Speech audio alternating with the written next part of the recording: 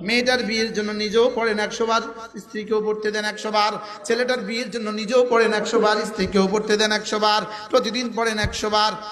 ঘর ভেঙে গেছে পড়েন 100 বার। গরু মরে গেছে পড়েন 100 বার। ছেলেটা হারিয়ে গেছে পড়েন 100 বার। এখানে ঋণগ্রস্ত কোনো মানুষ আছেন? ঋণগ্রস্ত ঋণগ্রস্ত মানুষ আছেন? ডেলি 100 বার বলেন ইনশাআল্লাহ। এখানে অভাবী মানুষ আছেন? ডেলি কতবার?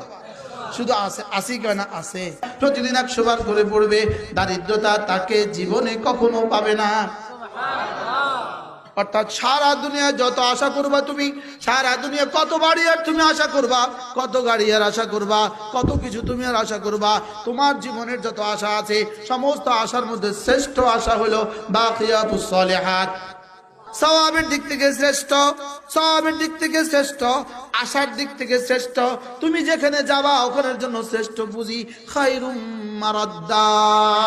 তুমি যেখানে যাবা ওখানের জন্য শ্রেষ্ঠ পাথেয়। এবার সাহাবা জিজ্ঞেস করলেন, ইয়া রাসূলুল্লাহ, বুঝে তো আসে নাই, ওয়ামাল বাকিয়াতুস সালিহাত, বাকিয়াতুস সালিহাত গুলো কি?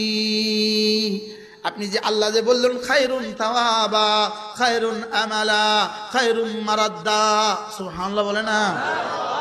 হ্যাঁ, খায়রুন তাওয়াবা, খায়রুন আমালা, খায়রুম মারাদ্দা। এবার রাসূল বল, সাহাবা বললেন, ইয়া রাসূলুল্লাহ, এগুলো কি? এগুলো তো বুঝি নাই, এগুলো কি? বাকিয়াতুস সালিহাত গুলো কি? এবার রাসূল বলেন, সুবহানাল্লাহ ওয়ালহামদুলিল্লাহ ওয়ালা ইলাহা ইল্লাল্লাহু ওয়াল্লাহু আকবার। لا أن نقول سبحان الله والحمد لله ولا إله إلا الله والله أكبر। এগুলো এমন কিছু জিনিস, এমন কিছু তাবিজ, এমন কিছু মন্ত্র, এগুলো আপনি পড়তে দেরি, এগুলো রব্বে করিমকে তোমার জিকির করতে লাজিম করে দেয়।